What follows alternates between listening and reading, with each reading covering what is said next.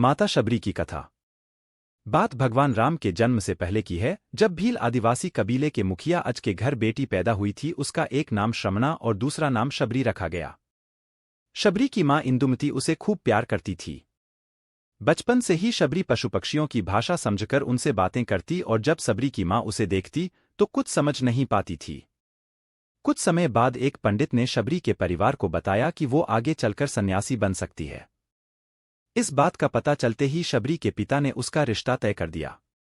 जैसे ही शादी का दिन नजदीक आया, शबरी के घर वालों ने खूब सारी बकरियां और अन्य जानवर घर के पास लाकर बांध दिए।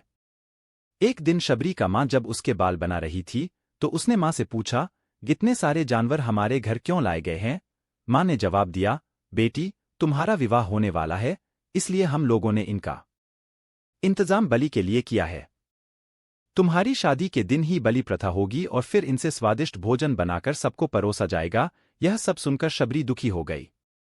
काफी देर तक शबरी ने उन जानवरों को आजाद करने के बारे में सोचा। सोचते सोचते शबरी के मन में हुआ कि अगर ये जानवर यहां नहीं होंगे तो इनकी बलि रुक सकती है। ऐसा नहीं हुआ तो मेरे घर से कहीं चले जाने पर ही यह बलि रुकेगी। जब मैं ही नहीं रहूंगी तब न विवाह होगा और न ही बलि प्रथा।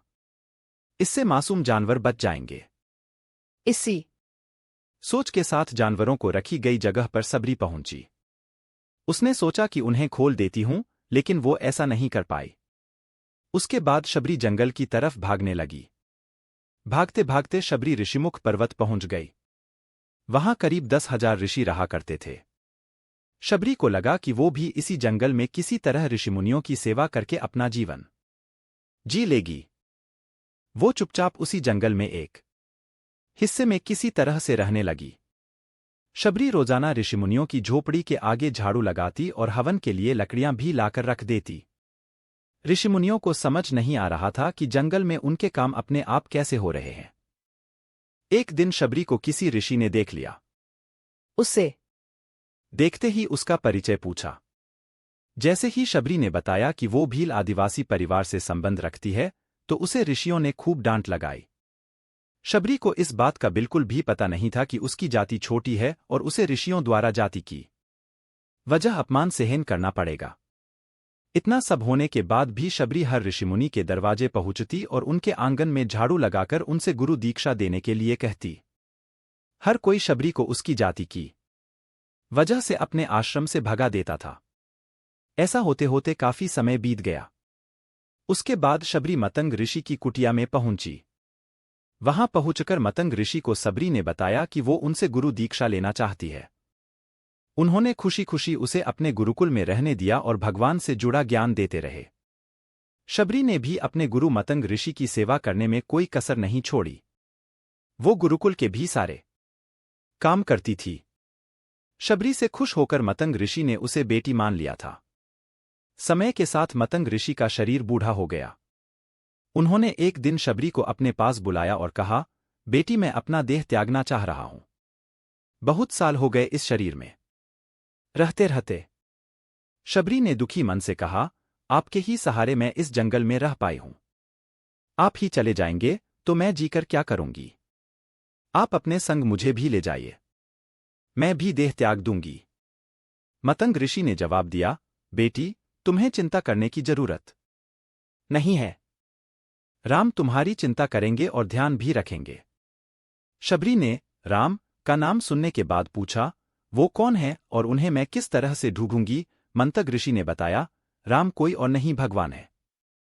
वो तुम्हें सारे अच्छे कर्मों का फल देंगे। तुम्हें उन्हें ढूंढने की कोई जरूरत नहीं है। वो एक दिन खुद तुम्हें खोजते हुए इस कुटिया में आएंगे और तुम्हें उनके हाथों ही मोक्ष मिलेगा। तब तक तुम इसी आश्रम में रहो। इतना कहते ही मंतग ऋषि ने अपना शरीर त्याग दिया। शबरी के मन में मंतग ऋषि के जाने के बाद से एक ही बात थी कि भगवान राम स्वयं उससे मिलने आएंगे। वो रोज भगवान राम से मिलने के लिए बाग से अच्छे अच्छे फूल लाकर पूरा आश्रम सजाती और भगवान के लिए बेर तोड़कर लाती। भगवान के लिए बेर चुनते हुए शबरी उन्हें चख लेती थी ताकि भगवान वो सिर्फ मीठे बेर ही दे। रोजाना शबरी इसी तरह भगवान के दर्शन की आस में फूल और बेर इकट्ठा करती रहती थी। इसी तरह इंतजार में कई साल बीत गए। शबरी का शरीर एकदम वृद्ध हो गया। एक दिन आश्रम के पास के ही तालाब में शबरी पानी लेने के लिए गई। तभी पास के ही एक ऋषि ने उसे अछूत कहते हुए वहां से भागने के लिए कहा और एक पत्थर मार दिया। वो पत्थर जब शबरी को लगा तो उसे चोट लगी और खून बहने लगा।